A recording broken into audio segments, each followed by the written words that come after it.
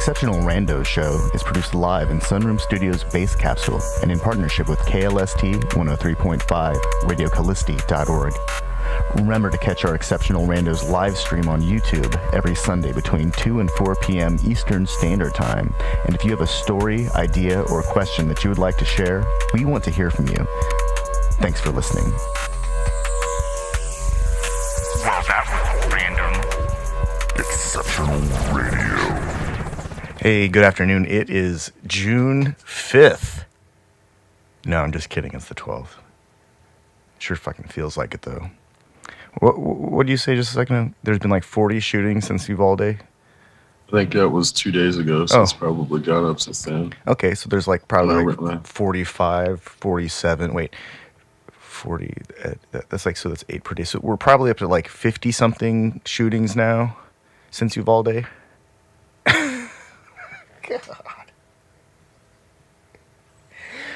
I did read this morning that the Senate is going to announce their bipartisan gun control proposal today. Okay, 6 days ago, there were 33 mass shootings since Uvalde. So What the definitely got to be higher than that. Oh, my God. Okay, so that's because I know when I saw it, it was like, it was a few days ago. I mean, I think the problem is, for whatever reason, we have laws where, in some states this is, if you are a bartender and you serve alcohol to someone who's clearly drunk and they get in their vehicle and go drunk drive and cause some damage, whether a fatality or someone having property damage or person damage to their person, at least in Indiana, that bartender can also be held liable. Oh, I mean, I think if somebody gives drugs to somebody and like willing, for sure, and if they're just like willing participant and they cause an accident, then law enforcement has a prerogative to go after the person that gave them the drugs. So I don't even think they have to be like they don't even have to be a legal establishment. If you like, if somebody contributes, but I'm saying illicit is one thing, but we're talking about a legal thing. Like, people can imbibe and drink legally. That's a legal activity. Somebody can't go out and shoot up heroin legally. You can't do that. So if somebody shoots you up with heroin and then you get in an accident, of course they're liable for something. But this is talking about something that, it'd be like if I was like working at Starbucks and someone went on a caffeinated rage, but then I was able to be charged because it was a legal sale, but I should have known that they were too caffeinated before I served them that 5th espresso. That's the equivalent of the laws we have for bartenders. Why don't we have those for gun sales or gun makers? It's like, it's absurd that the gun makers associated with these mass shootings aren't being held responsible, because they're most certainly responsible because their tools are being used. So it's like, I mean, obviously there's got to be a line drawn at some point, but in other parts of our market, we are able to say, yeah, this person shouldn't have sold this to this person. It was irresponsible. Now that's like, if we can easily figure out that it's a crime to sell alcohol to someone who's clearly drunk and intending to go do something illegal, why is it so difficult to hold the gun companies responsible? But this is a rhetorical question. In that, I mean, they own our economy, they own our Congress, they own our economy. Like, we are being run by gun companies at this point, and our government is useless. Similarly, with your alcohol analogy, we don't allow 18-year-olds to buy alcohol. Why are they allowed to buy assault rifles? Yeah. Why are they allowed to buy guns at all? That should be something parents should be involved in. If you want to if you want to shoot a gun, join the military. Why would a parent being involved make it even more? Because it's like, then when they buy it, they don't have any responsibility. Why do I have 2 to 3 I don't even know. It's like probably 6 weeks of class. I forget how long it was to do driver's ed, but I don't have to take a fucking class to buy a gun. Are you serious? This is stupid.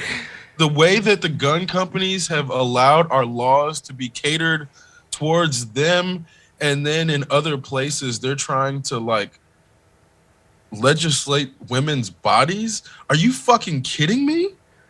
This is the stupidest existence.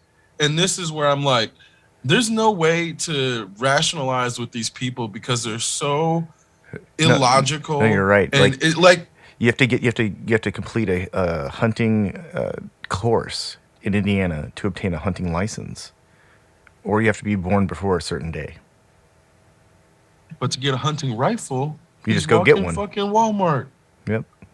Or Rural King, or Academy, or any of the other places that also happen to sell AR-15s. So I think it's like, at the same time too, if I was a person who wanted to, like, let's talk about just hoarding. Let's talk about just hoarding, period. If I wanted to hoard gasoline, I would not be legally allowed to do it unless I got the certified. Oh, you'd have to have like gas container. Yeah, you'd have to have the tanks, and then all of the systems involved, and then the systems. But then the land would have to be surveyed to make sure that it was legal within the federal. So it didn't risk breaking into the groundwater. Environmental protections, and all these other things. Where it's like you can't just hoard gasoline. So why are people just allowed to hoard weapons and ammunition? Because even further, it's like,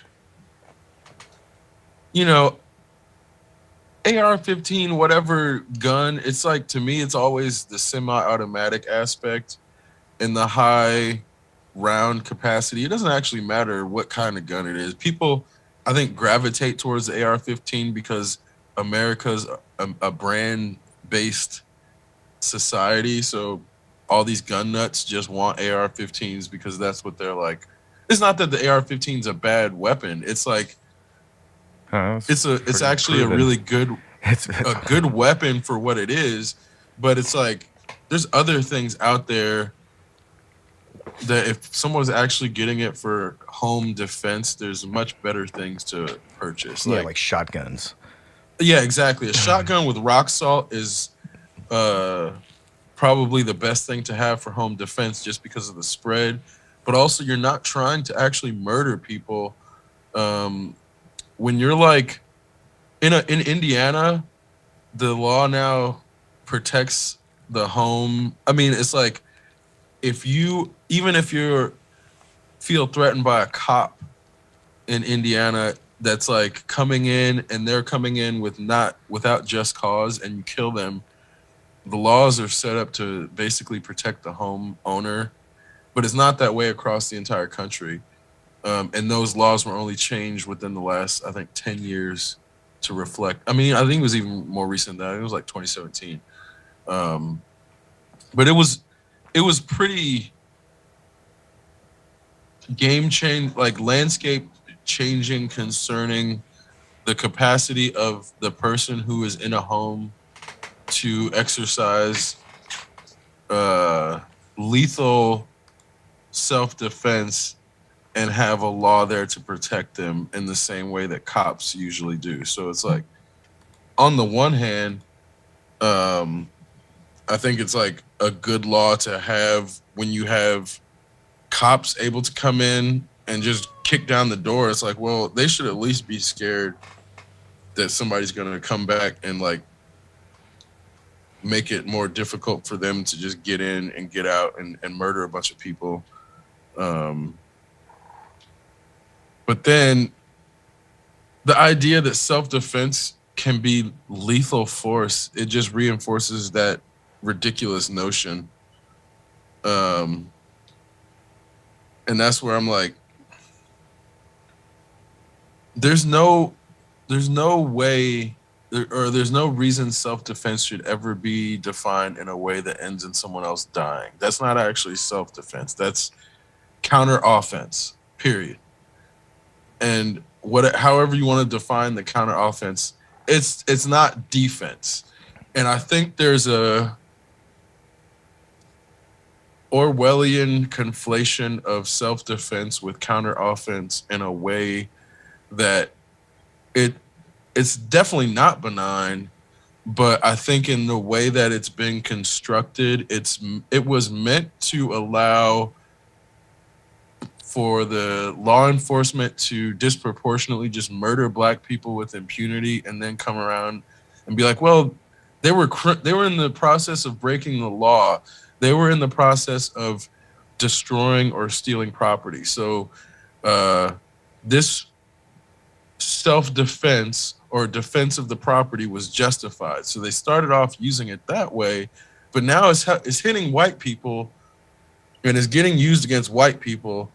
And their reaction is like, well, the right wingers, let's overthrow the government. And obviously, they're not actually going to do it in any sort of meaningful way. But that doesn't mean that they're not going to try to storm some building and just shoot a bunch of people in the process. I don't think they actually understand the way the United States government works well enough to even remotely have the capacity to overthrow it, let alone I think that's make why it even come to a halt. That's why the insurrectionists, the January 6th insurrectionists, will never be able. They didn't commit treason. They didn't even rise to the level of treason. They vandalized the place. They pooed on the walls. They should be punished.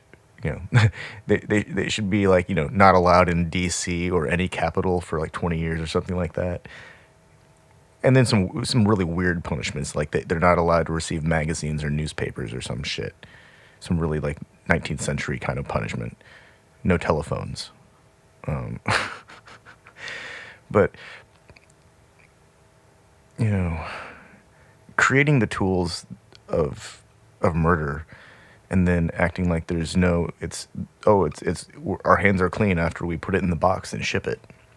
I think that's something that's important that we need to consider. There's a whole chain of handlers that are involved in delivering a firearm to somebody who probably shouldn't have one. And I think that the law would that's why tort law is so complex, because they would try to assign liability on some level, and it all falls apart. I think once people start being honest about what's going on, it's just a big chain of handlers, and they all need to be responsible on some level. There are countless kids who die every year now, and it seems to be normalizing, and that's so fucked up. We shouldn't be, there shouldn't be school shootings regularly. There shouldn't be shootings every day. Well, and the fucked up thing is, we're supposed to be a civil society. Right? There was an assault rifle ban. There was, and it worked. And the only reason he was even in place was to keep weapons out of the hands of black people, specifically because of the Black Panther demonstrations and their move to arm black people. Once that happened, the NRA actively worked and with Ronald Reagan to help get assault weapons banned. Well, yeah, the Brady bill, right? It's fucked up, man. And it's the idea that anyone who knows the history of this country knows that if they want to ban assault weapons, they can, and they did when black people started getting them. The same shit with when black people started going to college. Oh, suddenly they're gonna make it fucking super expensive and attach debt indentured servitude to it, so that black people who want to get educated basically will never be able to be politically active, or anyone who wants to get educated and help black people will never be able to get politically active because they'll have too much debt associated with them. So there's all these things where if you know enough about actual American history and not this isn't conspiracy theory. This is all confirmed fact as to when these things happen, why these things happen, who they were trying to disenfranchise, and why they were trying to disenfranchise them. Then suddenly, for white right-wing males to be using the notion that they're being oppressed while they have more fucking guns than there are humans in this country, is so disingenuous that even trying to engage with it intellectually is already losing, which is why I think it's more on the people who are inclined to change things to engage with young people and get them to understand that everyone is not involved in this stupid binary political game that is doing nothing but destroying the planet. And I think the young people are getting jaded because they think all the adults are stupid and involved in that, when the problem is it's only a few people with enough capital and influence that everyone is basically hostage while they are alive.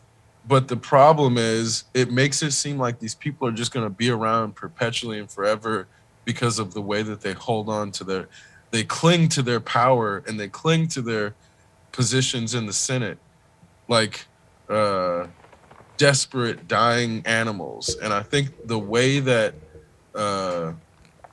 we have this experimental political system clearly falling apart quickly in front of our eyes. We also have people who were alive during the time of the greatest lie and the greatest illusion that they still remember when Black people didn't drink from the same water fountains. And in their minds, that time was awesome because they were able to hide all the bad stuff. If you can have Black people not drinking from the same water fountains as white people in public, in the public sphere, you're really good at hiding bad things or getting people used to bad things. So those people, they know what they mean when they say the greatest generation. This is that Orwellian doublespeak where they know all the bad shit that happened. They were just really good at ignoring it and really good at hiding it. And this is where those CRT burners who want to erase any sort of history that illuminates white supremacy as being wrong, those people that want to burn that, they know what they're doing. They're not trying to bring a balanced view of history. They want evil to come back. They want people to ignore when evil's being done to others. And it just takes a small group of people to make it seem like they're the majority. I think those people are always there, but they only thrive when the portion of society that would normally stand up to these people and uphold the values of a civilized society, of a civil society. And I want to emphasize civil because there's a reason for that. They give up, and so that this festering, brooding evil is allowed to permeate more and further. And of course, a civil society refers to the society that you were talking about, where instead of breaking down doors and dragging people out and then tossing them into the back of a van or a police car to take them and be detained, and maybe with a lawyer at some point, they used to just knock on people's doors and say, "Hey, excuse me, we need to question you," and people would go in for that shit, and they would get their lawyer, and they would handle it, but they wouldn't make a fucking public spectacle out of it. And that was some it only worked for a very small portion of society, of that civilized society that they keep talking about. We're supposed to have a civil society. We're supposed to. We can't even have that. Yeah, and I was thinking about an that. Equitable version of a civil society is impossible, apparently. I think what ends up happening in what we consider modern times is when something is has the appearance of civil society. It's just displacing its pollution and its exploitation to make it invisible almost every single time. And there's almost no cases where there's like almost no exceptions to that in the last 600 years. And I think the problem becomes the ones that are the exceptions are not large beyond like a village size, so it's not really scalable, so that then it doesn't count as like a civil society because it's not that's like a community. Exactly. So we can't extrapolate what happens within a community to the city scale or even like a town scale.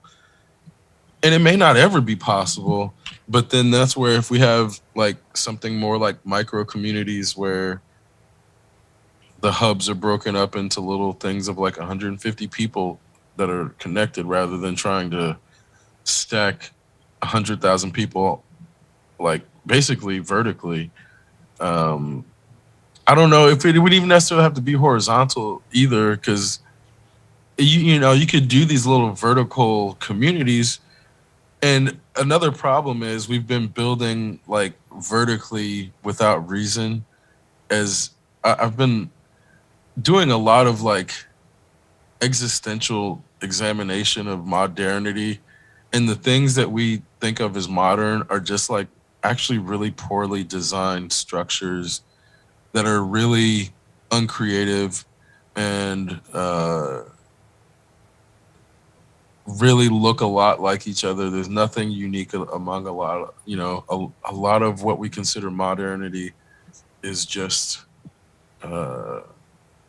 reproduced. I mean, from something aside else. from like some of the construction techniques employed now because of the materials that are being used, a lot of the houses that I see being built don't really look like they're anything new. They look like a lot of them, the vast majority of them look like they could have been built 100 years ago even. And save a few that look like they could have been built in like the 50s. Like a really modern, like atomic era house. Actually, no, I'm not even. That's probably too soon. When was Frank Lloyd Wright like alive?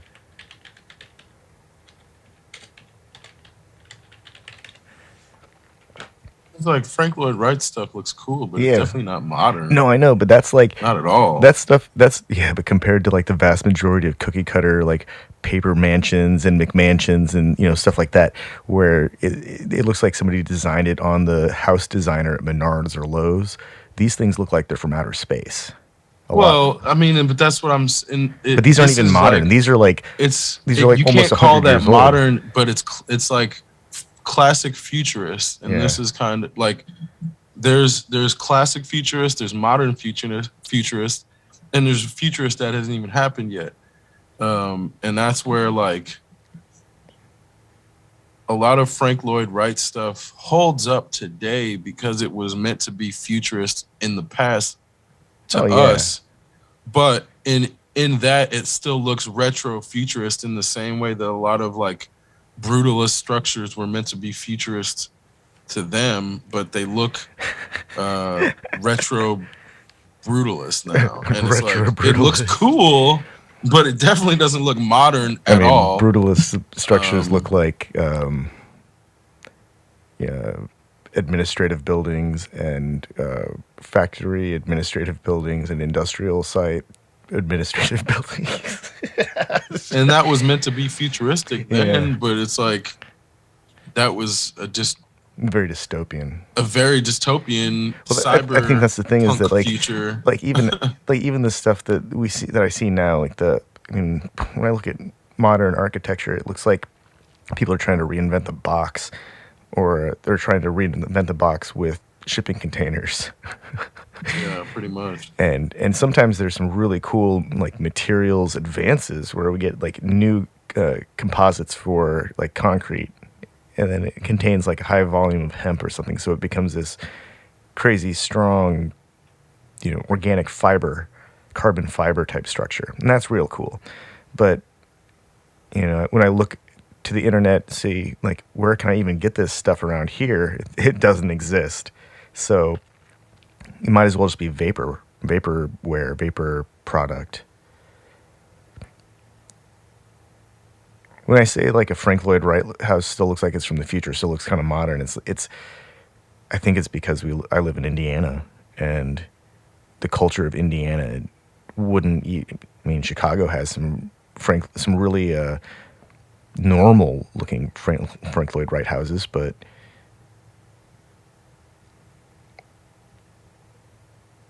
that's what I'm like. Don't get me wrong; it looks cool. It doesn't look. It looks like it's from the future of the past. I'm not gonna. I'm not. Yeah, exactly. It looks like from the future of the past. It's not exactly. It's not the future that we get to have. Even that's the thing. It's a future that could have happened but never fully materialized. And so we see it, and it's like ha ha, so close but not close enough, guys. Exactly. Well, and even further, the shapes look too optimistic for the time that we've come up in. So it's like for the future, it looks almost out of place because it's like, oh, you're trying to build this fake like cookie cutter future, but that's like clearly not the thing that's happening in the rest of the world. And that's where, not to say that brutalism should have won out at all, more so based on where we got to in society, it would be like more logical to see brutalist futurism or a counterpoint to brutalist futurism, where this seems more like, his stuff seems more like naturalist futurist, and it's cool, but I totally feel like heavily 60s influence on it's like I can't not see the 60s in his stuff, but it's the future of the 60s. Like that's what it feels like when I look at it. It was the future of the 60s, which should be now, but we're totally off track. Like we've had too many convergences with different bizarro universes to have landed where his future comes from. Yeah, we're totally on a different track and ended up somewhere else. Like when I just do a quick search for images of Glass House, there are so many of these things that I look at and think, that's rendered. This is rendered. Most of these are fucking rendered. Well, but then you look at like a lot of modern design and it's very vapid, it's wasted space, it's lifeless. It's soulless. Like nobody lives in those spaces. It totally looks unlived in. It looks unlivable. It looks unusable. A lot of modern quote unquote stuff is not good. So that's where I don't even mean to be like Frank Lloyd's stuff isn't modern. Well, I don't think modern is necessarily good. And further, a lot of the modern architecture, it just feels forced. Even the stuff that's trying to be aesthetically pleasing ends up just being pretentious in a way where I'm like, oh, you just wanted to put a bunch of curves in to prove you can put curves in a building. The giant where there aren't supposed to be curves. The giant 3-story cube with that has 12-foot ceilings on each floor and staircases. So you've got to climb, whatever the hypotenuse of 24-foot height is, with a walkable staircase. There's what the? I think there's a building in New York that's basically just a bunch of staircases to nowhere, and it's like, so it's an art piece. It is an art piece. Well, that's kind of cool. But it's like, I get it, but there should be more for what it is. It's like add some inverted waterfalls or something. Do something to where I'm like, okay, I haven't seen this before. Like it feels like I just The want these start. designs to be affordable and accessible so that normal people can have really interesting looking houses and have communities that are when you look down the street, you say, "Whoa, this place looks really fucking cool. I want to live in that kind of place." Oh, I totally. Okay, here's my thing. If you can design some architecture where I feel like I'm stepping into an MC Escher painting, fucking awesome. Okay, cool.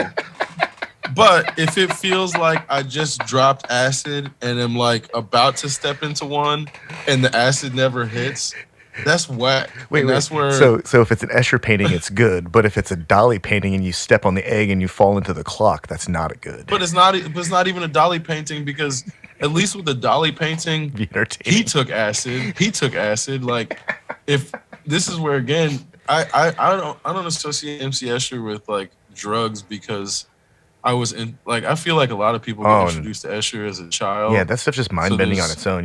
Drugs are yeah, you don't unnecessary need with drugs, that. and I don't think it was necessarily derived from drugs in its creation. Whereas Dolly is like clearly on a surrealist, Yeah. um, Yeah. peyote drug, like acid induced. Escher's illustrations embody like mathematics on a level that's so it's very intuitive, but it's also so well masked by the artwork that you almost don't realize you're looking at a fractal. Like the guy was incredible. I mean, even just his hand drawing his hand, and that's like a super detailed illustration. But all of the lines, they all lead around. That guy was incredible.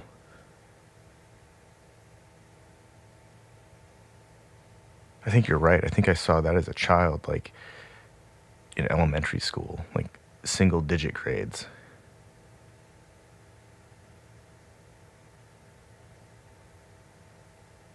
Yeah, because then Escher is definitely more, like you're saying, influenced by math, whereas Dolly's influenced by like sexuality and politics and other things that are like much more uh, connected to the real world, but in his abstract uh, interpretation of these things, he's clearly trying to uh, evoke some sort of emotional response, whereas Escher is it feels purely mathematic, and that's kind of why I do think like children would be more inclined to see Escher than I don't think children are seeing Dolly. Yeah. Like, I don't think they're getting introduced to Dolly So- in any classrooms. As I continue to scan through this search for glass houses, the vast majority of them are, in fact, warehouses with glass, with giant panes of glass instead of metal siding. They're almost all built like warehouses. There's nothing special about that. They're using like Well- I-beams and big trusses and like big clear spans so they can have these giant open spaces. But they're essentially seen- building warehouses. Yeah, pretty much. But have you seen Silicon Valley? Oh yeah. Well, I've only seen One like of the- season 3 or something. Yeah. Oh well, I don't remember Maybe how many the seasons, beginning of but season 3. I don't even remember finishing it. one of the characters has a glass house, and what they really highlight that's really true about these things is that apparently there's a huge problem with birds flying into them. So he has he has like a pile of dead birds outside of his glass house, and he'll be trying to have a conversation with someone, and then a bird will just fly into his window and fucking die in the middle of the conversation. And it'll happen like multiple times, but it's like And this is a it recurring really gag illuminates- too, right? It is, every time they go but to his it's house, like- it happens. the beauty is that it's like, oh yeah, these people create these stupid, gigantic, monstrous engineering feats and then don't even think about the like little repercussions that then come back and bite them in the ass. Then they have to figure out how they're going to get rid of a pile of dead birds because they built this stupid thing in the middle of the forest. So I mean, I've been in a greenhouse before. I'm sure they've got some really special glass that like prevents heat transmission or something. But still, that's got to be a pain in the butt to keep cool when it's hot out. And I'm sure it's comfortable. I mean, you could put like a reflective, at least some sort of reflective. Well, I know that they put there. argon in between the panes now, and they put these. It's like a metallic layer. You can see through it, but the whole house is glass. That's just so much surface area. I mean, when it makes sense, yeah, sure. Like treat a few windows or treat the windows on the house, but when the entire house is windows. I guess these people live like on sufficiently sized properties that they can have big ass trees around their home at some point. Oh yeah, these are like homes on acres and acres. Yeah, the property they're on has property. Yeah, the property has its own roads and, and street signs. Probably its own firefighters and shit. The groundskeepers live down the street on the groundskeeper's property, which is adjacent to the main property, but it's inside the principal property. So, have we discussed the $100 million failed real estate endeavor on the show? Wait, what? Oh, I don't think we have. Then this is amazing. No. There's this place, this mythical place called The One. No, really, it's called The One. Because this dumb fucking idiot, thinking he's an engineer or an architect. Oh, I've read about this. Yeah. So here's the thing. It took the way that they were hyping it over years. They were trying to put it out in the media so they could sell it. So they were hyping it while simultaneously building it. And it ended up being, I think, $134 million of... It sold for $126 million. It had listed for $295 million listing price. Because they had to sell it because the fucking debt collectors came back and they couldn't sell it before the debt time limit went up, before they had to like start paying the shit back, because they didn't sell it before like they had to sell it before it was even livable. And this is where I think they had 134 million into it. They had to sell it for 126. So they're still not able to cover the debts that they were in for building it. But then somebody else now owns the property, but it's still unlivable. So it's like the person who purchased it still has at least 10 million or 20 million worth of investment to make it livable. One of the investors is still owed $24 million, and another investor is still owed $14 million. It's a huge clusterfuck. And now they don't even own the shit anymore. The company is completely. They've been placed in bankruptcy, and they foreclosed with $106 million default on a Crestwood limited liability loan.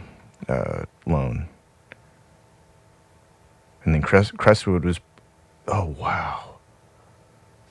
So yeah, they owe like $106 million.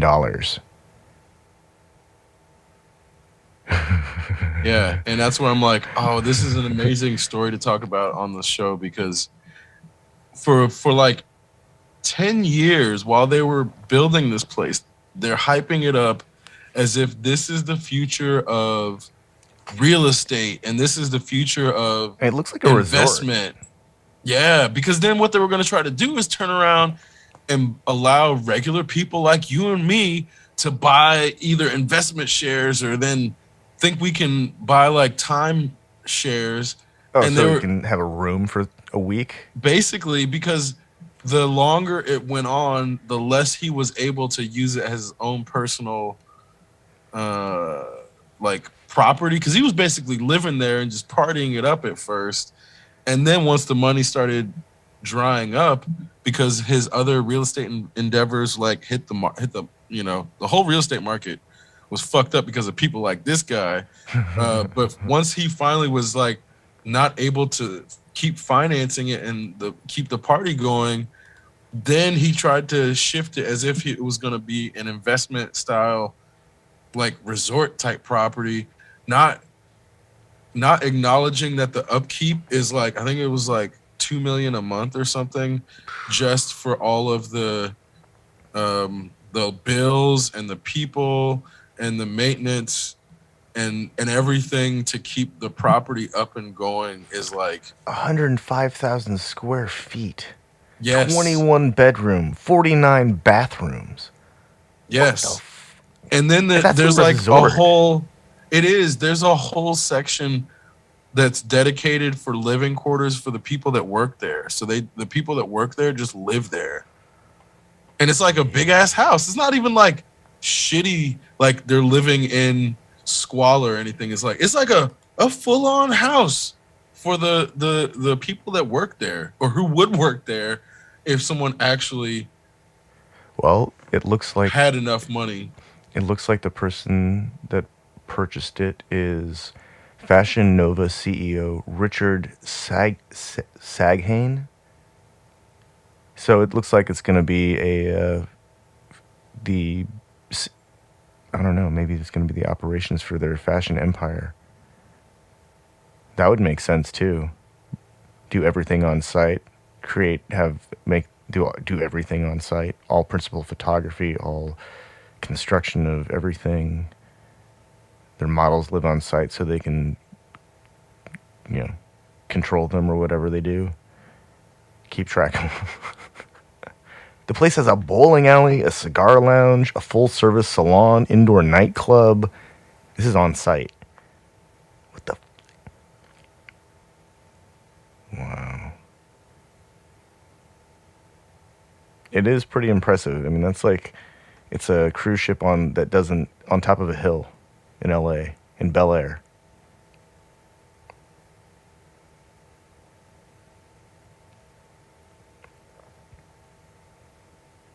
Well, and the reason I think it's fucking hilariously amazing is that if you should just go back and watch the documentaries before the failure and then after the failure. It's like so much. It's like the most delicious Schadenfreude that like one could ever consume, where you're like, oh my God, this guy is so confident in himself. And like the whole time, he's going to fail. So there's no like question of where this is headed, because he's by the end of the presentation, you're like, damn, I don't know if this guy is a bullshit artist or not, but I'm kind of convinced, because he's so confident in himself, and you can like smell all the cologne through the screen, because it's like you can tell this dude puts on way too much cologne to try to overwhelm people's senses to then make them susceptible to his like constant attempts at charm and like over niceness to make you susceptible to believing what he's trying to shit you with. So this is like Fire Festival, but it's... Oh my God, it is. And it's totally something that an entire industry of... This is the Fire Festival fantasy resort, all inclusive. But this is the American economy all concentrated into one fucking disaster. Because once you see the way this guy operates and how he thinks, you're like, oh shit, this is like every real estate company.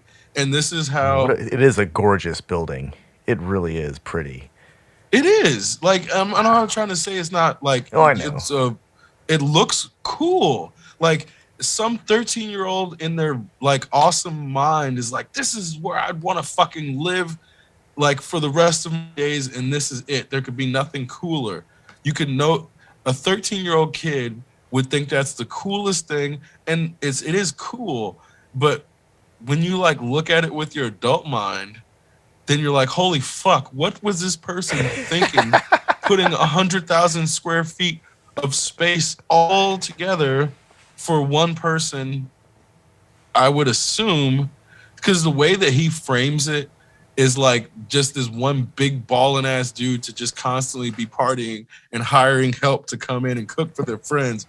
And then like the way you can tell that anybody who's he's trying to sell this to is not doing their own laundry. They're not cooking their own food. Like even down to there's like a door for someone, because the way he frames it, for someone to bring in the groceries. Like, no, you're not bringing in your own fucking groceries. This doorway is for people who do your grocery delivery for you, who also bring it in and stock your fridge, because you don't even stock your own fucking fridge. Is the way he frames it. Water passages everywhere. You could like swim everywhere in this house. You could jog everywhere in that house. You could swim everywhere in that house. You could take elevators everywhere in the house. I think there's an elevator pool that like you swim to from the lower deck, and it raises you up, and then you swim out of it into the upper deck pool. I'm serious. That's what it looks like at least. Think about how often they have to clean that water. Ugh. You know what I'm saying? And it's like, that's a lot of water.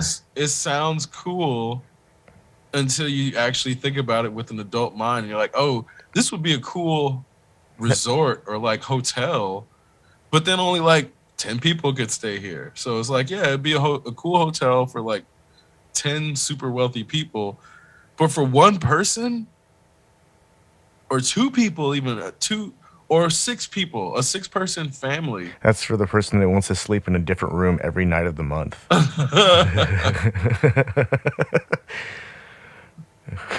I don't even know which bed I'm sleeping in tonight. Oh, it's this one. Fuck. Like, how could you even? It's too much to even enjoy. Like that, you'd be forgetting parts of your house constantly.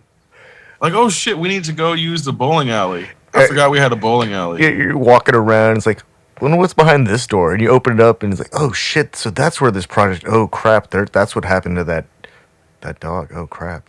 Fuck. Oh shit. Oh my god, the pest control. Jesus Christ. You know, at least birds everywhere, if not the crawling critters. I mean, and then it might get some big ass motherfuckers. You might have like a mountain lion living in your shit, and you don't even know it because it's 100,000 fucking square foot property. Yeah, but yeah, exactly. That's a whole freaking hotel staff of cleaners that need to keep it clean every day just to keep weird shit from happening because it's so damn big. Then there's a maintenance staff that have to make sure that all the lights work and nothing freaks out because you know that thing's got its own, like, it's got a small town's worth of electrical consumption. And then let's see what else. You have got to have cooking staff, and they've got to have rotations because they're not going to work 7 days a week, 3 meals a day. Fuck, that's like insane. There's probably like the front of house staff who make sure that random people don't just show up and walk in. Security, and that's a rotating group. I mean that's like 100 people already. Yeah, I think, like I said, I think it was something like $2 million to run it every month once they actually broke it down, and it's because of all the things you just listed and more that we can't even think of. Well, yeah, because it's 100,000 square foot property with a bunch of shit. They'd have to have all of their staff that are able to leave, come and go to like do deliveries or receive packages or buy shit, because not everyone would be authorized to use the house's expense account, and then. See what else. There'd be an accountant, because if you have that fucking thing, you've got an accountant just for the house. He references his account. He references accountant frequently in those videos. You have to ask my accountant. Yeah. Let's see. There's definitely a legal team associated with that entire structure, because 105,000 square feet is a lot of square feet for just a house, plus the plots. I'm assuming it's like a bunch of properties that were like strung together. Jesus Christ, man. I mean, how do they even get that much contiguous space? That shit's not easy. In Bel Air, where it's on top of a fucking hill in Bel Air, that's got to be like. Let's see.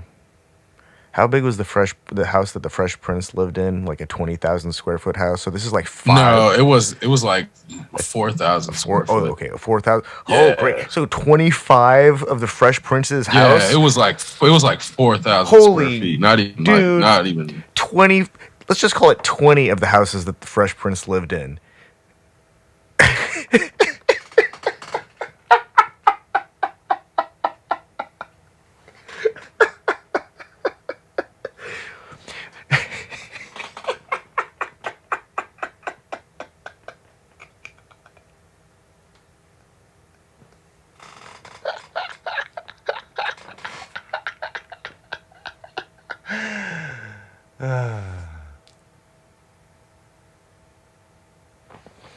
And people in California wonder why there's a drought.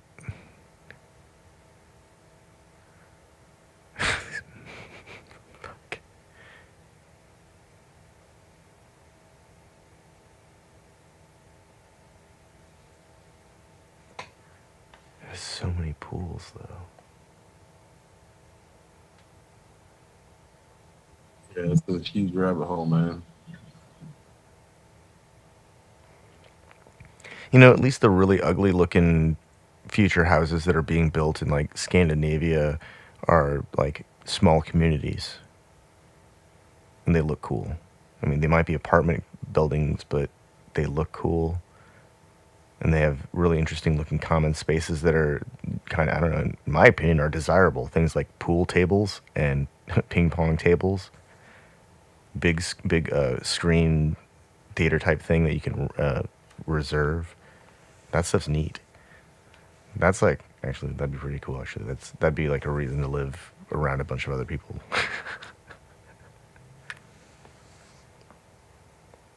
But this is like the opposite of that. This is like, I want to have a place that's so big that there's like the population density of people that occupy the space is you know, measured in single digits. Yeah.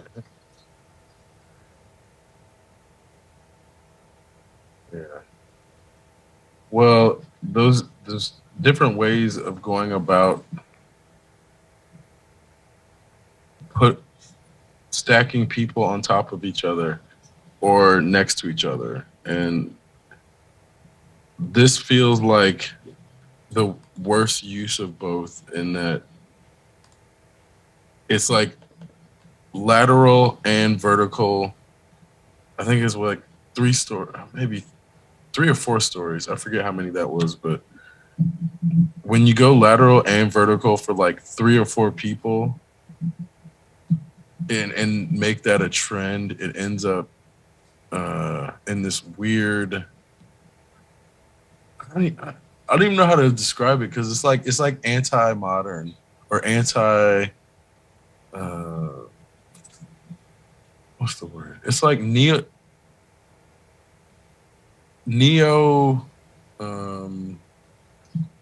noble, because like the nobles had their own aesthetic design principle, like the way that they would just waste space and just build ladder like horizontally and just waste as much space as possible is a much different waste of space than regular non-noble people. I'm looking at a picture of a room full of bottles of Cristal. The room is estimated to be valued at $250,000 for the alcohol. I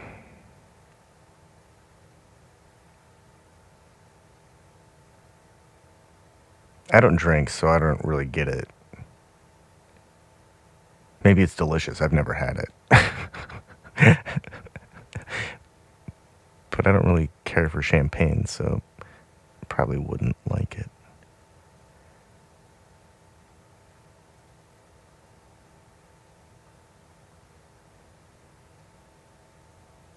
Oh wait, never mind. There's a gold-plated ladder in the champagne room. So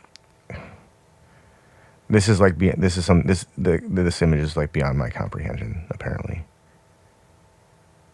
I mean, a home theater I get. The patio with the infinity pool that overlooks a ledge, so it looks like the city emerges from it. That I get that. That looks cool. $250,000 champagne room. Yeah, why not?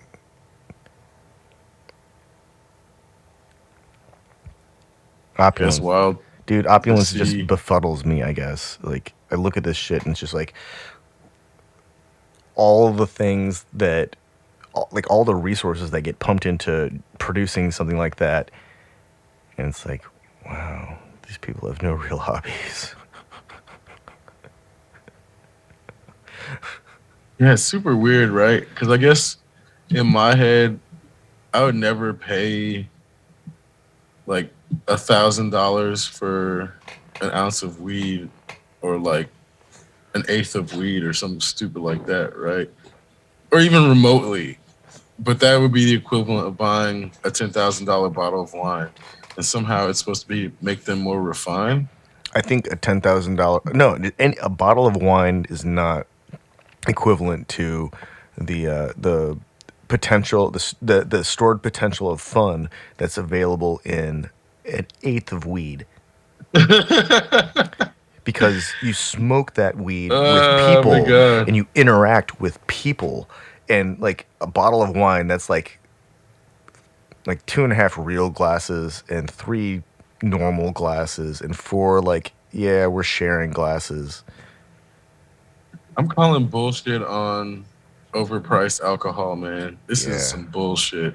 All like, there's no fucking reason a bottle of wine should be $11,000. There's no No reason that fucking a reason. bottle That's of wine should stupid. cost That's more than a dumb. used car. Nah, man. I don't give a fuck how good it is, what type of fucking grapes or how much gold you put in it. That's dumb. That's fucking stupid. Somebody's gonna piss out But but it'll $11,000. make supermodels like you. That's fucking stupid. Oh my god. Because you always hear about people doing the Cristal thing at the clubs. Because I know at the clubs they'll charge you like $5,000 for a $300 bottle, and people will pay it. So, but then you get these like $16,000 bottles, and I'm like, money. The way money has just made value of things or the enjoyment of things completely based on their monetary value. This is like the weirdest period I mean, not the weirdest. Uh, in modern history going forward, this is going to be seen as a really weird period because capitalism is just like eating its own tail constantly. None of this shit makes any sense anymore. Money doesn't, like, prices don't make any sense. The quality of experience is completely arbitrary to the point where you only have so many neurons to enjoy things. There's no difference between a fucking $1 million bottle of wine and like a $200 bottle of wine, and that's where. So, it just occurred to me. We've talked about the issues with shipping and supply chain. For years, my dad and I have wondered, how the fuck do the Chinese ship everything for like free from China to like Indiana? How the fuck does that even happen? What kind of special deal do they have? And so, with the pandemic and then Ukraine war and further breakdown of supply chains, it's revealed that the Chinese are able to ship things at like 3 to 5 cents a pound or something like that to the destination, because of the way that global shipping was working. And because of the increased demand but the reduced amount of supply, and a lot of it comes down to a lack of actual shipping containers, because they're not always making it back. Like, there's a surplus that are waiting to be used, but we don't have anything to ship. I think that's one of the reasons that the shipping container architecture branch gained so much traction, is that they were able to leverage this abundance of shipping containers.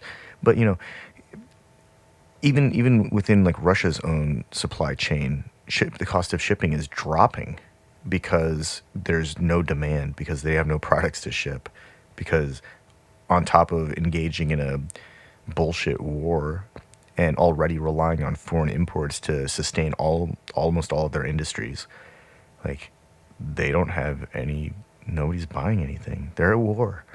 And the rest of the world's like, fuck, our supply chain's fucked. But, the prices are still going down. It's so surreal. Here's what I remember. There was something that happened at the beginning of the pandemic. And I think there's like a reason that everything worked out the way it did, and I think it had to do with the way that the shipping companies sell their labor. So here's at the beginning of the pandemic, because there were a ton of empty cargo ports needed on both sides, the shippers were they were taking loads of cargo containers that needed to go to the other ports, and we're getting those loads instead of full containers because it was more cost effective for them to be shipping empty containers between ports because that is like a lighter load, but they were also still getting paid. So all of the like individual operators were choosing the jobs that get them the best benefit and the least cost, and it would be them just moving empty shipping containers. So after a while, there was this period where it was like only empty shipping containers were being moved. That's so funny. And that's where the shipping, the global shipping, like fluidity got thrown off because the individual operators like had incentives not to necessarily make global operations work. But this is also where with Chinese shippers, there's enough regular shipping that it wasn't necessarily going to be noticed with like American to Chinese or Chinese to American exports. And it was like the Chinese were smart about it, though. They had this whole network of recycling the shipping containers back around, but they still weren't getting enough back. Yeah, and so it eventually came back on them too. So it's like even in that, it started to affect their capacity to export. So it's like even though their costs are low, the cost can be low, but if you don't have a shipping, like a cargo ship to put the cargo on, it's just going to sit there. So that's where all of the cargo ships got occupied with empty containers, and then everything just got fucking stuck at port. So it's like crazy to see global shipping break down because the incentives were wrong. And that's what it's like, shit like that where I'm like, capitalism eating its own tail yet again.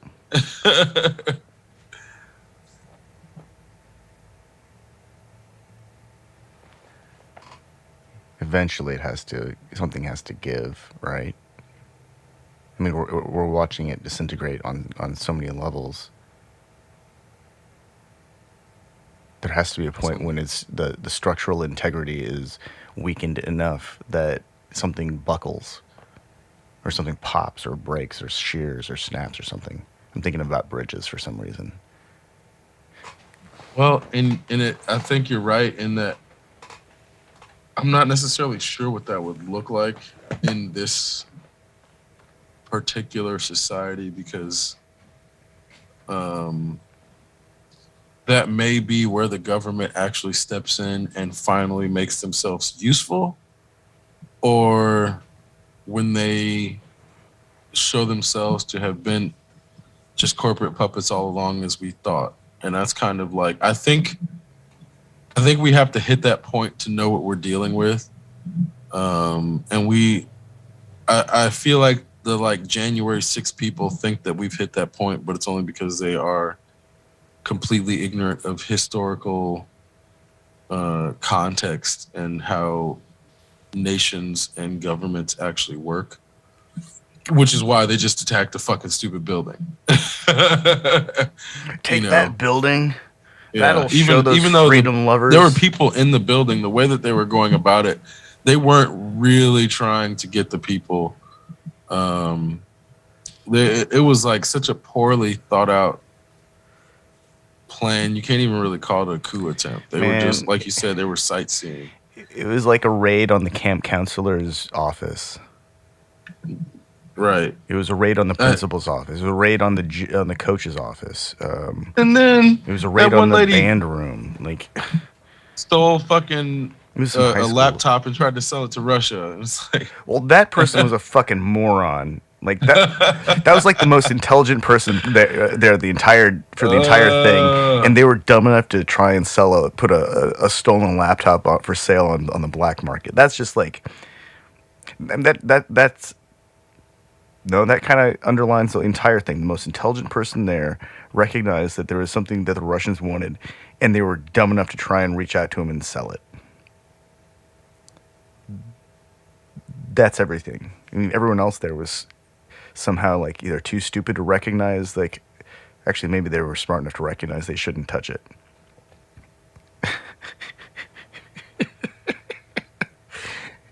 But I can't believe that because some of those assholes smeared poo on the walls. Like, how?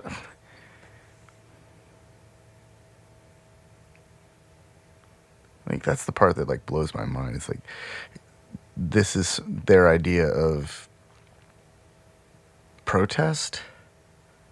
This demonstration is gonna overturn the election. This will show them this is what they think of government. None of it makes sense. I can't actually adequately project into that mind because it's also absurd to me that people would even do anything like that. But here we are, and they did. And now a former president is, that shit was like televised or something, right? Like, or it was broadcast. I saw something about it and thought, like, why is this even an event?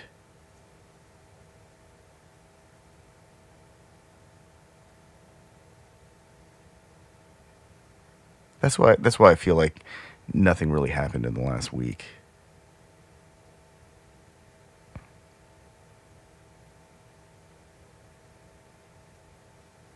I mean, aside from Marvel came out. What, oh, really? Yeah.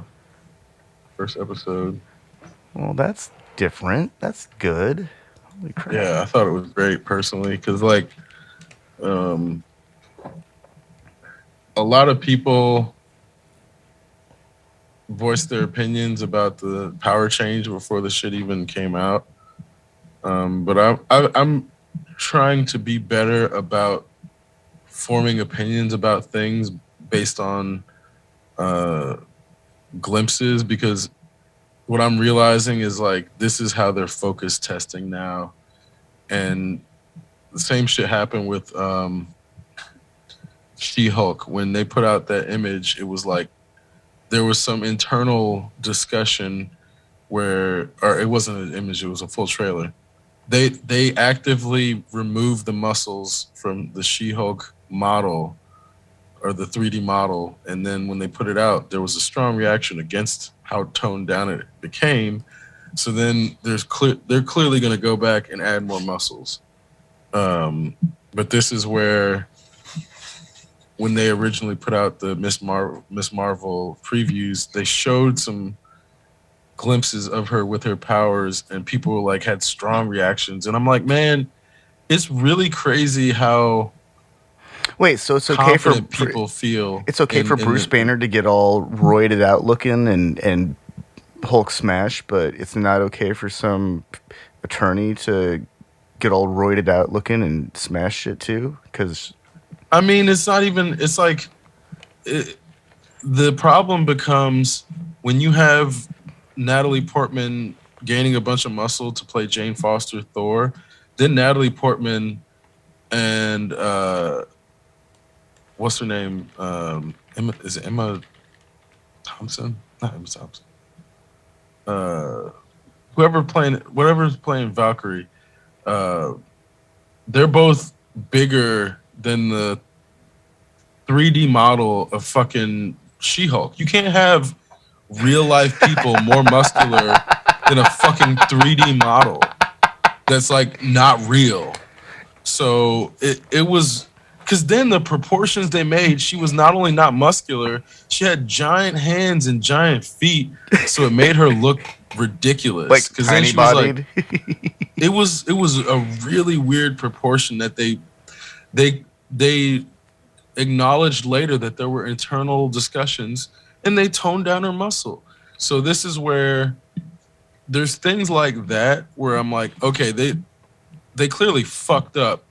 And I'm not saying that they couldn't make that a plot point that she gains more muscle later, but I have no interest in seeing that because they already started out from a point where they're diminishing her and they're like showing her in a dress and like it's the you can tell that they're making this trailer for the white male gaze, the cishet white male gaze.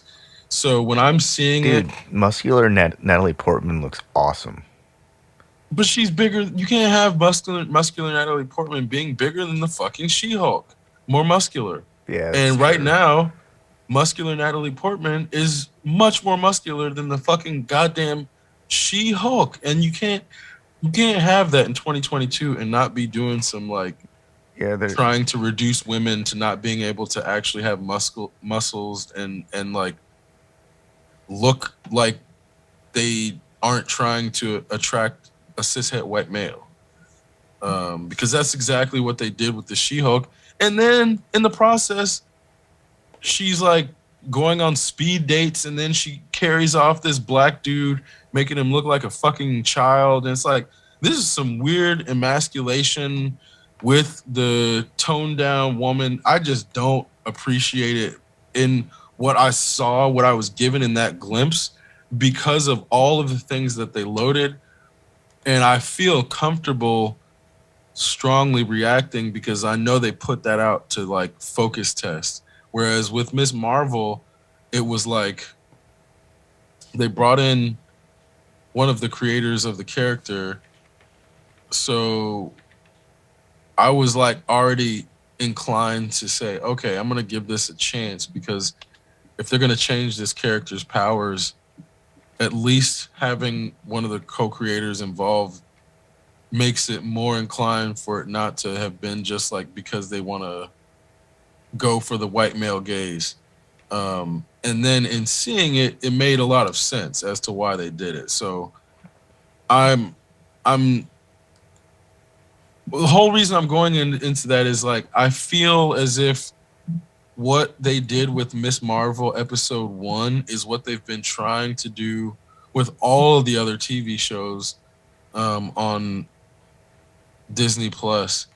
And Loki got close, but I think because of the subject matter being lighter, it's easier. Like this feels like it feels like a live action comic book when you're watching it in a way that I think the Suicide Squad is maybe the only other live action property, or Kick-Ass does it really well. It's not even just about doing the frames or drawing on a intermixing live action and animation, but the way they did it is very fluid and it's not forced. And I think that's a hard line to walk, which is where I feel like Miss Marvel is since like Foundation, I feel is like the newest thing I've seen in a while on from like TV as a medium. Or I don't know if I would call it even TV anymore, like short form episodic, because it's not like that shit ain't coming on TV. It's coming on Netflix. It's coming on Disney Plus. It's not really TV anymore. And I think between all of the stuff that they put out so far, this is the best among them, but also in like, I feel like Superman and Lois might be the only other thing that has done something new concerning comic book properties that are live action that I've seen where I'm like, okay, this doesn't feel like just a bunch of rehashed old tropes or a bunch of rehashed old camera techniques or editing techniques. Like, and everything everywhere all at once is like in that same vein, but it's not a comic book property, which is where when I'm talking about like comic book adaptations specifically, Miss Marvel is like, I feel as if it's actually a head and shoulders above the rest of the other Marvel TV shows, but we'll see if it can keep up that quality like throughout the entire first season. That's difficult to do. How the hell is she supposed to beat up the Abomination if she doesn't Hulk out?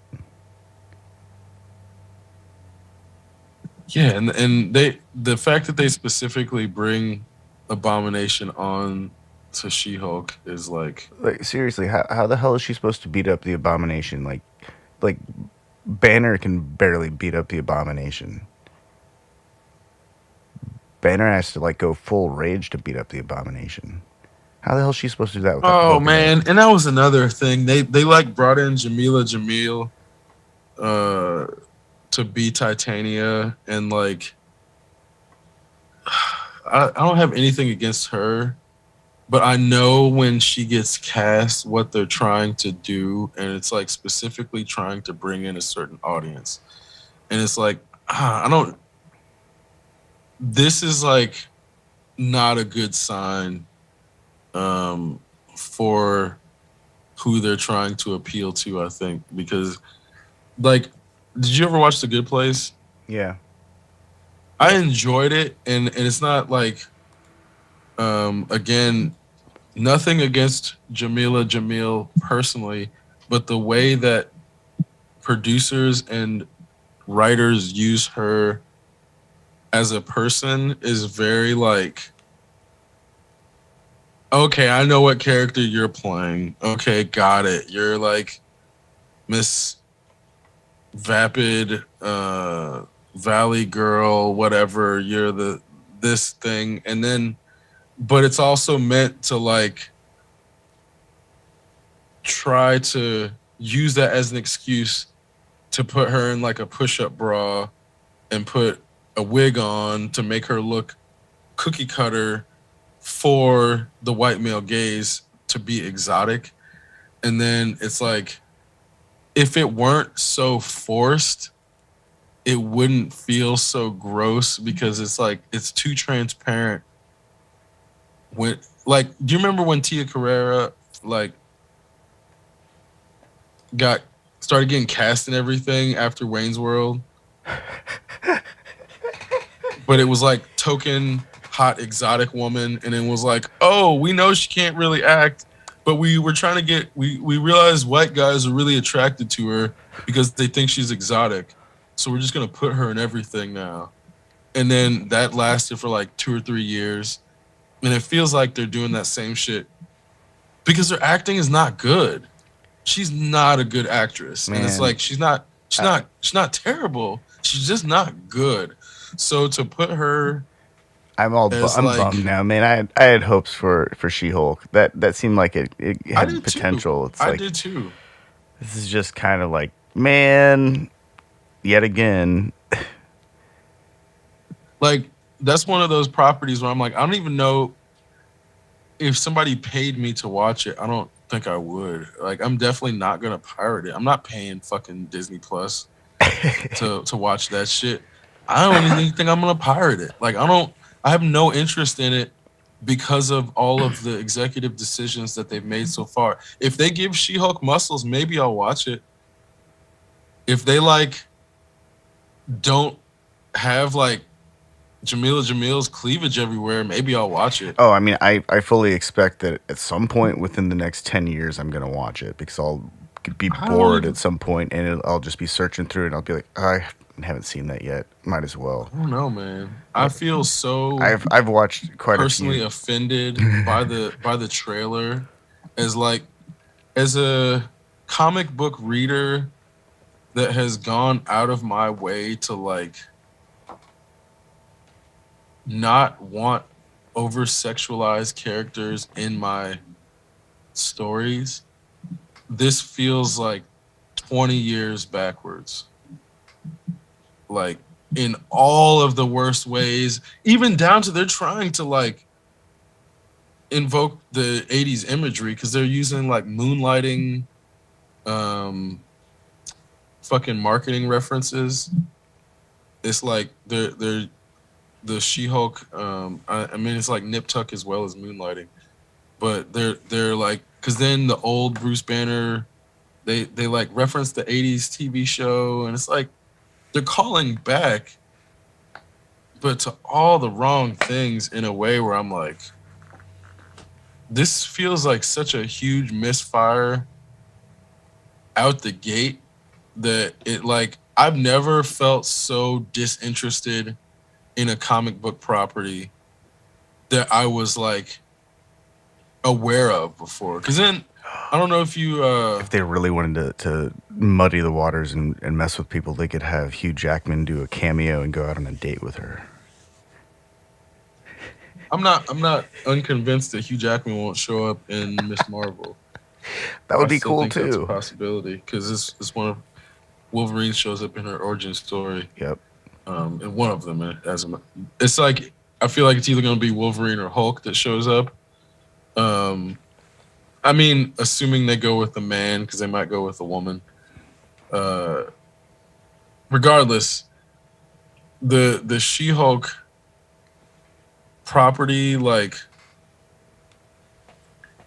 they had such an opportunity to go with the new interest in comic book properties that has like blossomed in women and young girls, but instead they clearly are choosing to try to go with the male demographic with how they're appealing. And it feels like such a missed opportunity to actually like lean into the female audience as being who they're focused on. But I don't understand like what it would take to get a female focused audience or a female audience focused property that's also not like, okay, we're going to make her butch because we think all the women who want to watch comic book movies are lesbians or something. And then you get this like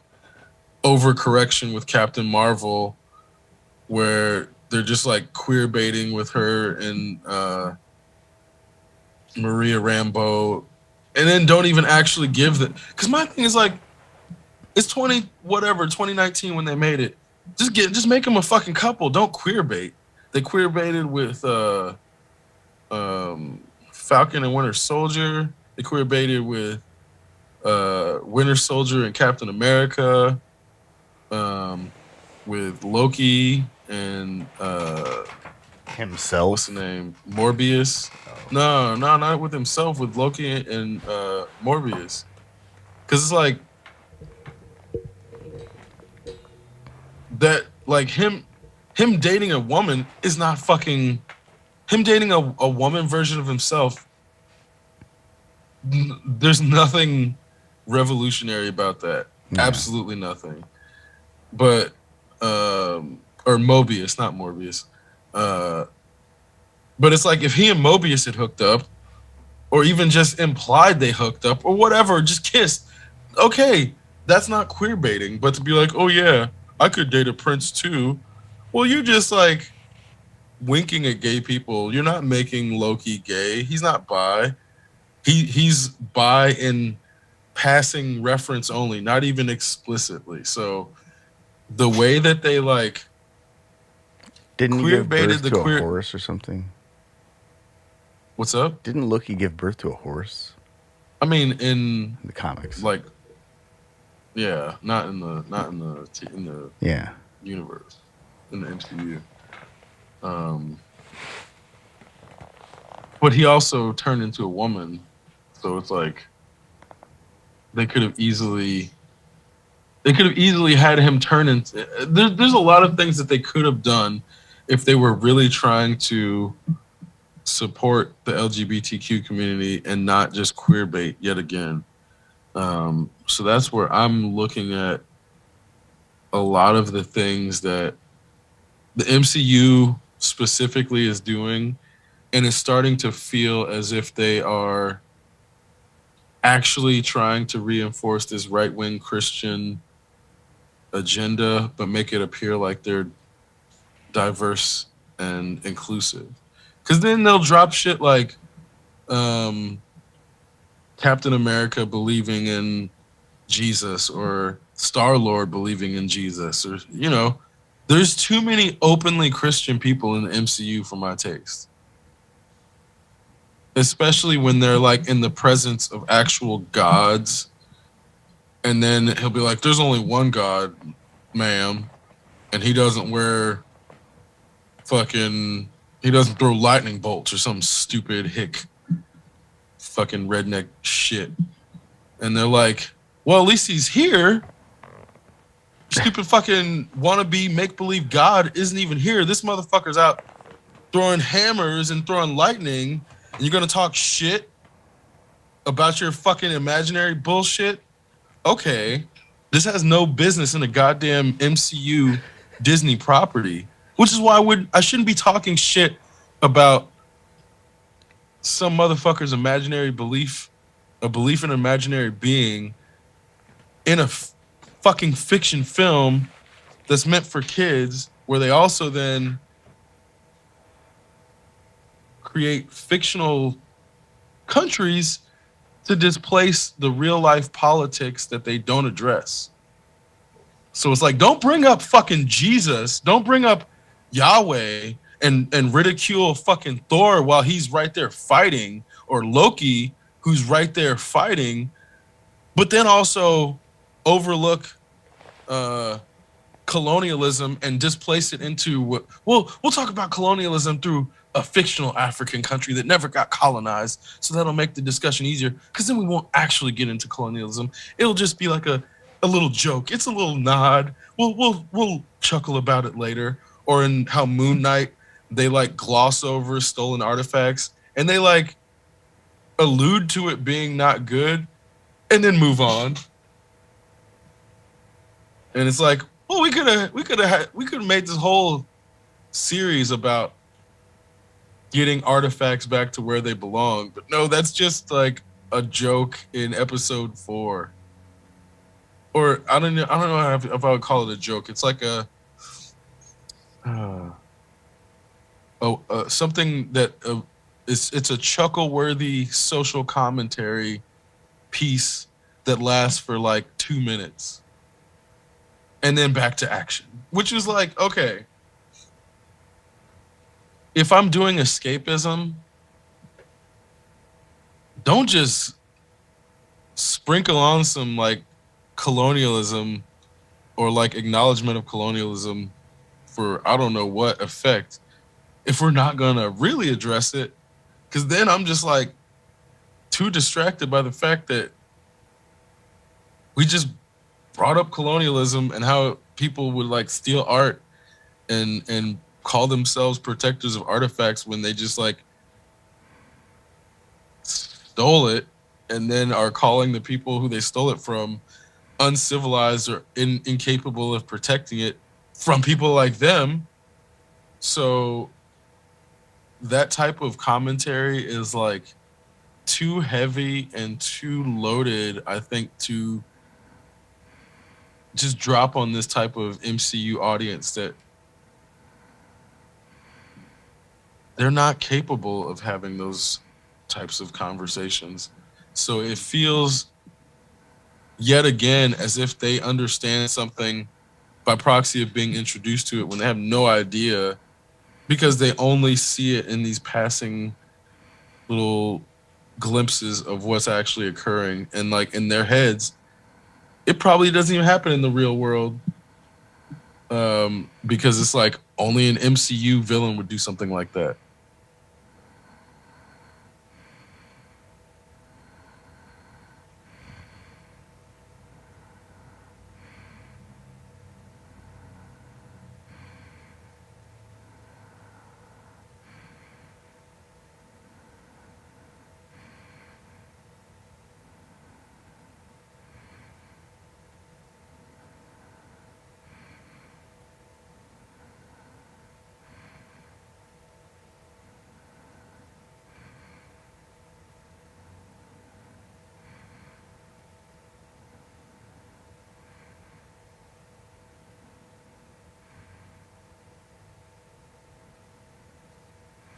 Yeah.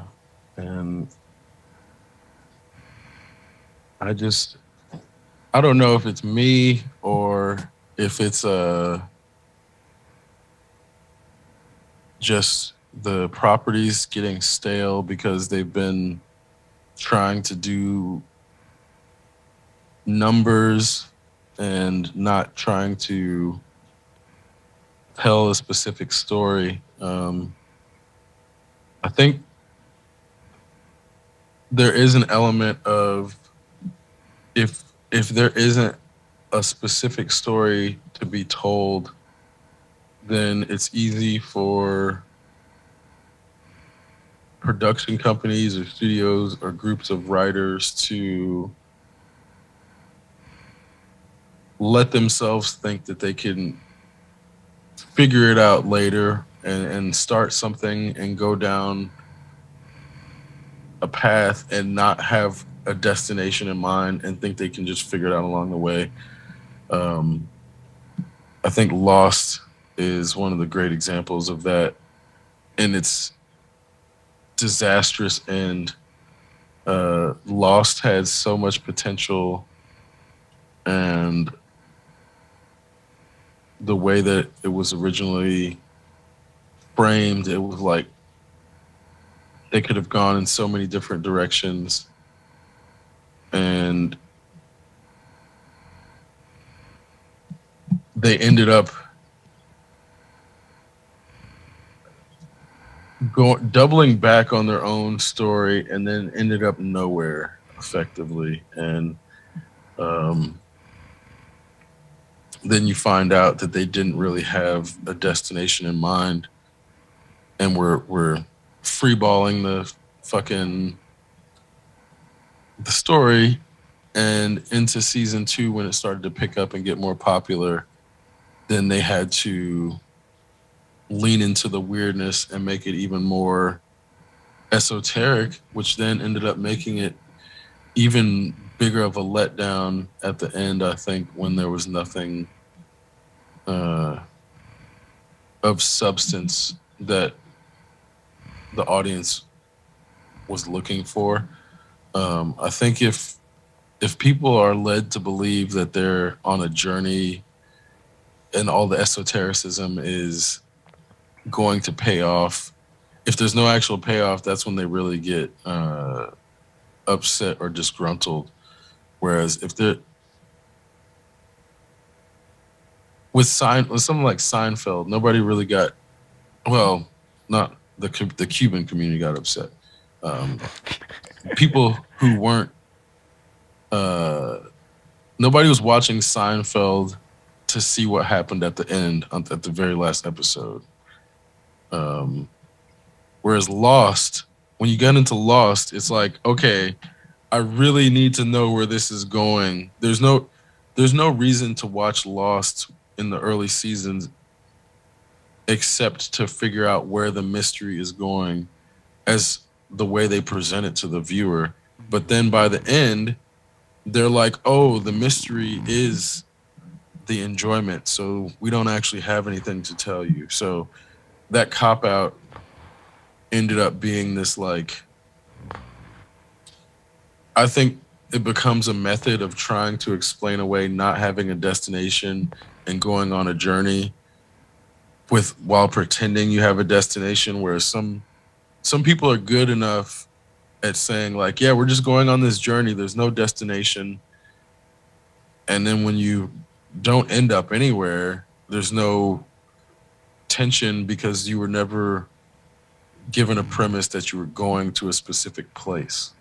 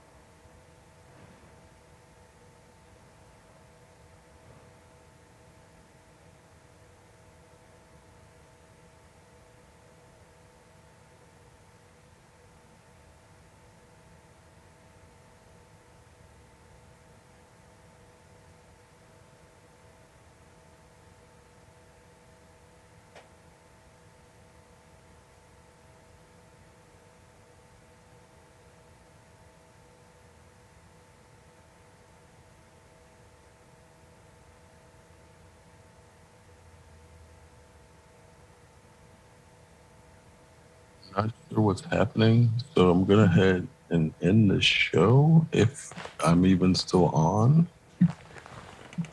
We are having technical difficulties.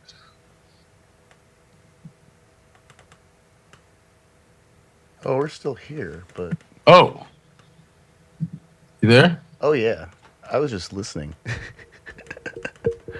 Okay. Yeah, there we go. Because that's where I was like, No, you I paying? heard you for a second, and then it sounded like you started talking, and that's where I was like, I don't know if I just lost Tien or No, just you just got me thinking about all this stuff.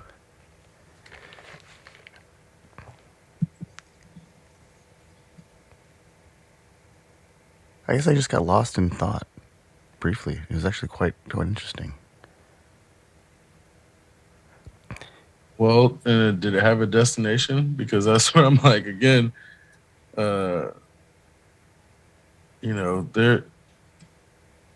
there are a lot of things that seem to be being made with no destination in mind. Where like, have you seen the boys this season at all?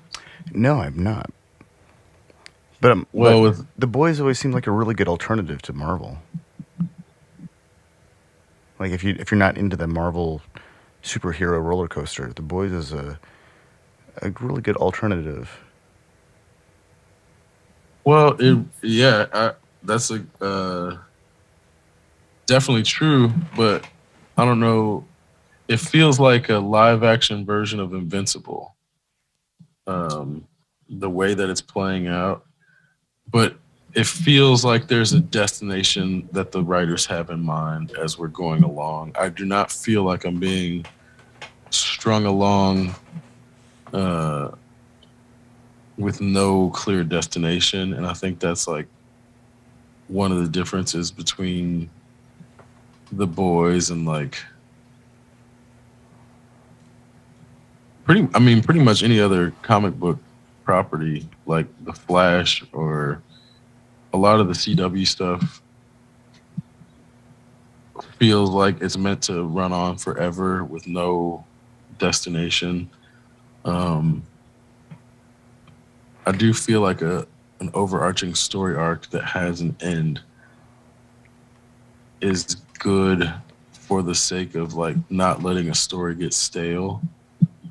Because I don't think stories like shouldn't just go on forever. Uh, and I think with Well, something like Batman, sorry, go ahead. I think something like Batman, Ghost in the Shell, detective stories, essentially crime drama stories. Those are all stories that take place in a universe where they can essentially run the same story every time, and they can just roll the dice on which character is doing what and what's the actual thing that's going on, and they can come up with enough, permutations, so they can have a never-ending supply of stories, and with minor differences in dialogue and you know background universe events that kind of put everything into a greater timeline. And that's reasonable because eventually those characters get old and they're, like in the case of cyborgs, their bodies give out. And like the Major's gone through several body revisions. There's no telling how old the Major actually is.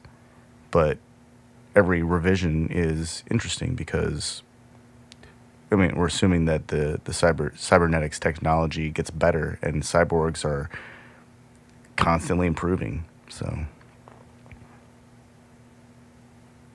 and also Batman eventually gets old enough that we get to Batman Beyond, and that could be cool. A really advanced Batman, a really technologically super sophisticated Batman suit, like an Iron Man level Batman suit, which we pretty much have already. Oh, Batwing is basically like Oh yeah. um, Batman with the Iron Man suit. Well, because then I guess Batman Beyond is kind of the same. Whoa. So yeah, Batman Beyond is actually a future that we can't actually arrive at anymore. Too many things have changed.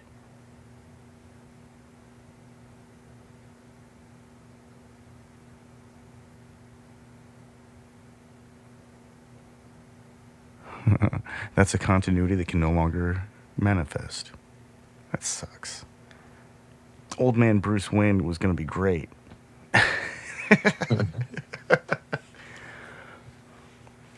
Well, I'd heard a lot about Young Justice being this amazing show, and I'm trying to figure out if people were just watching it as kids and they thought it was amazing or something.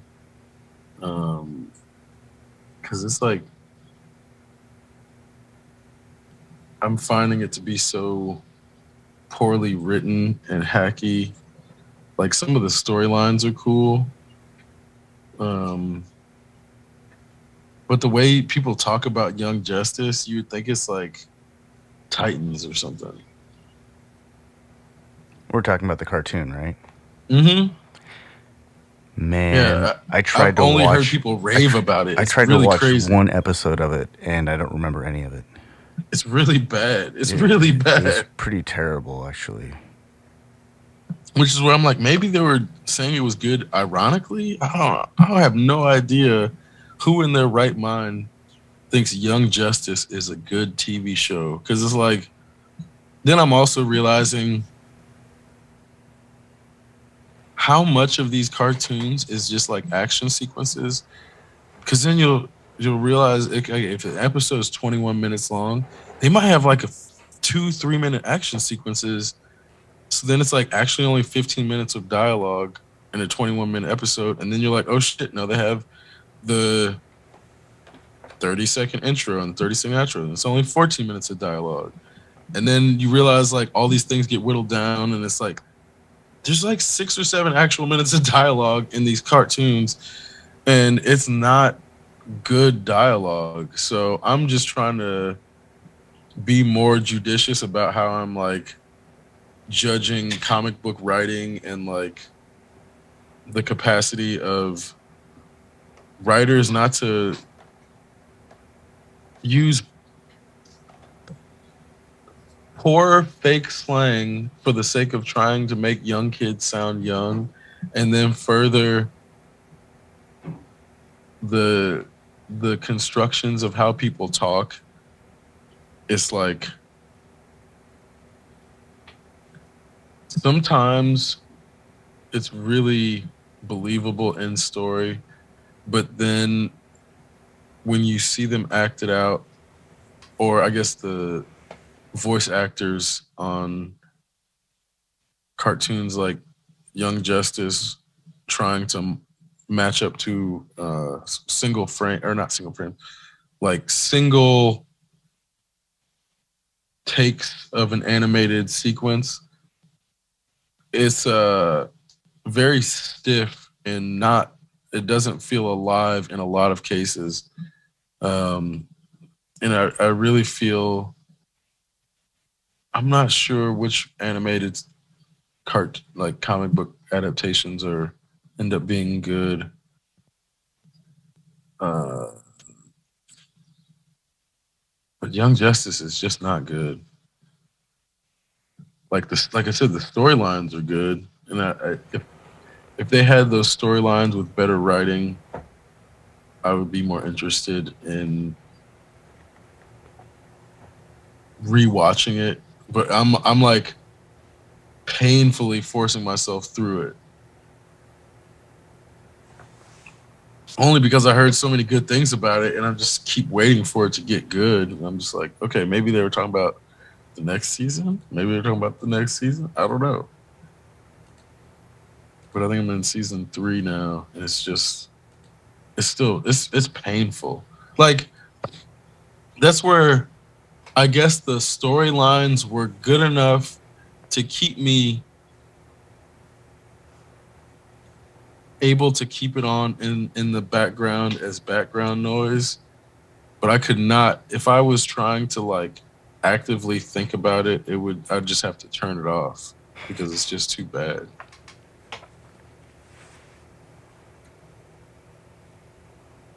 And I'm not surprised you couldn't make it past one episode. But I get what you mean when you're like, oh, I might just watch She-Hulk, because there does as a comic book fan, there is this kind of like sense of duty to consume all of the comic book stuff. I watched Avengers Assembled, so I'm pretty sure I'll end up watching She-Hulk Attorney at Law. I think I tried to watch that and just couldn't do it. It was pretty hard. I don't remember any of it. I remember being disappointed a few times and saying, "What? That's not how that story goes." Yeah, I definitely tried to watch that one. So, not to go a week without dunking on Elon, it's official. They have recalled every car that has ever had their, what do they call it, the driverless beta program or whatever. Whoa! Every car that's ever the driverless beta program activated is being recalled. Like a year or two ago, Congress created a committee to investigate all of this stuff, and they were questioning every automaker that creates some kind of driver assist or self-driving protocol for their vehicles, and they were all compliant. Everyone said, yeah, here's our code, here's how it works, this is all of our test data. And the big question, of course, that the committee came up with is, why does Tesla require everyone to sign NDAs to use this software? And of course they say, well, it's because it's in beta still, but they're selling it for $10,000 to turn it on. And so now the committee is interested only in Tesla because there have been too many times that some poor bastard was just holding on to the wheel, not paying attention, and then the thing just drove into not just a stationary object or another vehicle, but a stationary emergency vehicle like an ambulance or a fucking fire truck.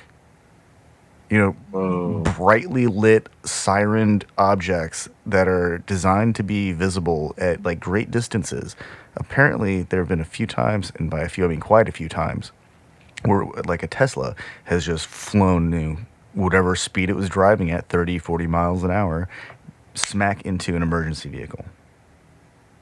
Over 800,000 vehicles from 2015 on have been recalled. And these aren't part of the screen recall or the braking system or the whatever system. A whole different recall. This is a whole different recall. Holy shit. And notice, I haven't seen any massive recalls for the Hyundai driver assist system. Apparently that one's rock steady. Maybe Hyundai does do some things right. Maybe they're just getting cheap. Maybe they're just getting cheap fuel pumps and brake cylinders. Their software's on point. Wow. I mean, I'm not surprised that it's that bad, but it's also kind of surprising that it's that bad.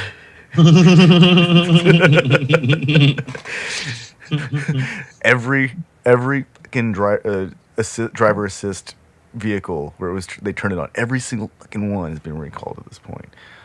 But I'm actually amazed that we're seeing this fall apart in real time, in that I feel like 10 years ago he still would have been able to cover this all up. But now he can't get ahead of the PR and stay ahead of the PR. And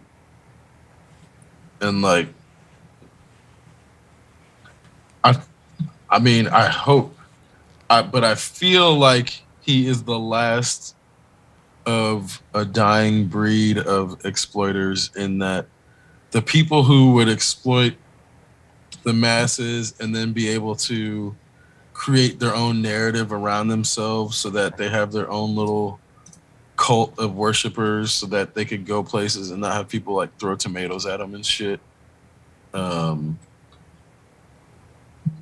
Because from now on, if Elon goes anywhere, it's a 50-50 chance if people are going to love him or hate him. Before, it was pretty much, Iron Man 2 coming out. Everybody fucking loves. Can you bless my baby with some techno Jesus prayer or some shit?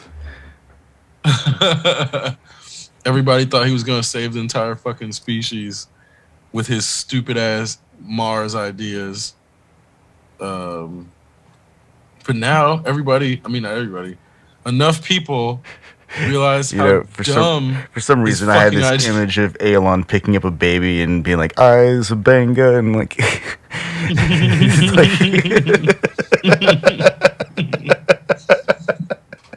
That's what it was in like 2013, though.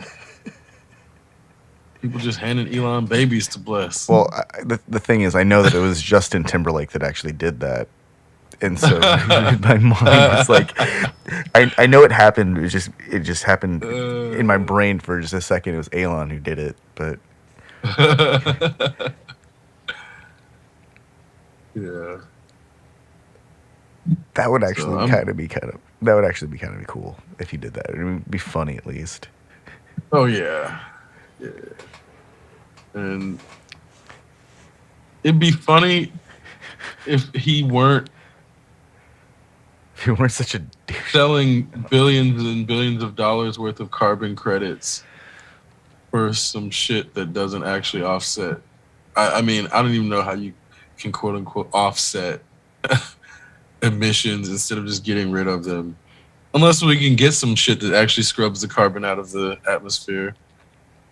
That'd be cool, but that's not what's happening. Aren't the carbon batteries the ones that use like steel and water? Don't those also clean the air as they generate, as they do the whole like electron transfer thing? I don't know if it's those, but there are some that have like that clean the air just by the process of releasing energy out of their storage.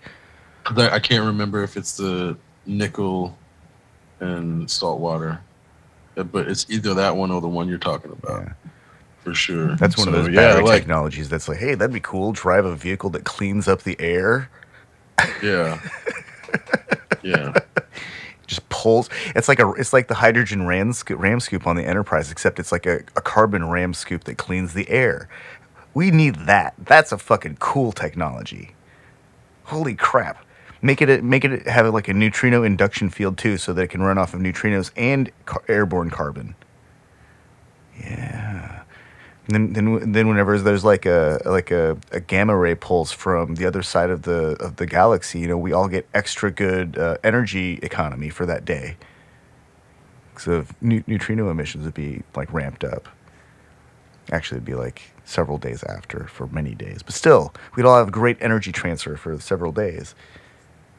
Yes, I'm still very excited about a lot of the on horizon battery technology that.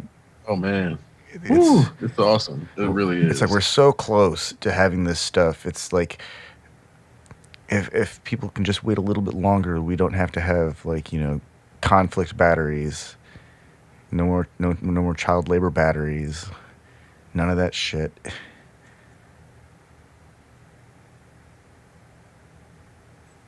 It's really crazy. It's like the closer we get to solving all of our problems as a species, the more those couple little douchebags want to try to take everybody out because we won't be dependent on their structures anymore. And it's like, it feels like we're so close to breaking free from the grasp of the oligarchs. And they're just like, well, if you don't want to play, I'm going to destroy the entire fucking sandbox. So you can't play at all. Whoa. So, I just learned today that China produces more than 80% of the world's neodymium. That's like, the rare earth magnet that is used to make the non-permanent magnets, or the permanent magnets in electric motors.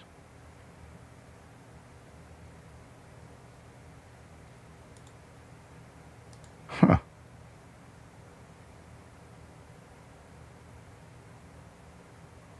I'm sorry, man. I didn't mean to cut you off there. No, you're good. Well. Huh. It's it looks like the big crunch in for an electric motor future isn't really going to be the batteries so much as it's going to be the magnets for the motor structures. Interesting. China produces 95% of rare earth elements and 76% of the world's total rare earth magnets, and over 80% of the neodymium. Holy crap. No wonder they're having this like gigantic boom in electric cars. They've got like all the electric car motor materials that they need. Makes sense. Well, and then if they can get all of like, if they get ahead of the game, that's gonna pull the entire race into the future. Like everybody else will have no choice but to follow behind when China's emissions go down dramatically, and their infrastructure is more navigable and easier to participate in because the electric vehicles actually make it easier, like lower the barrier of entry for legal participation into the economy. And it's like all of the things that I see coming with a more ecologically inclined, but also a more engineering forward-thinking inclined society is where they start solving problems that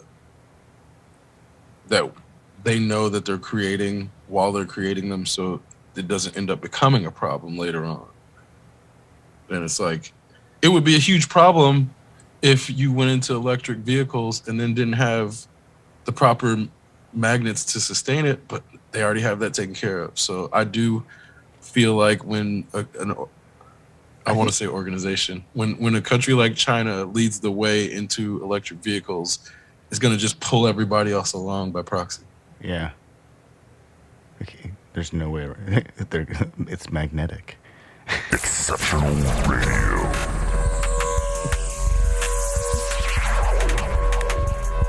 Exceptional Randos show is produced live in Sunroom Studios' Base Capsule and in partnership with KLST 103.5, RadioCallisti.org. Remember to catch our Exceptional Randos live stream on YouTube every Sunday between 2 and 4 p.m. Eastern Standard Time. And if you have a story, idea, or question that you would like to share, we want to hear from you. Thanks for listening. Well, that was random. Exceptional Radio.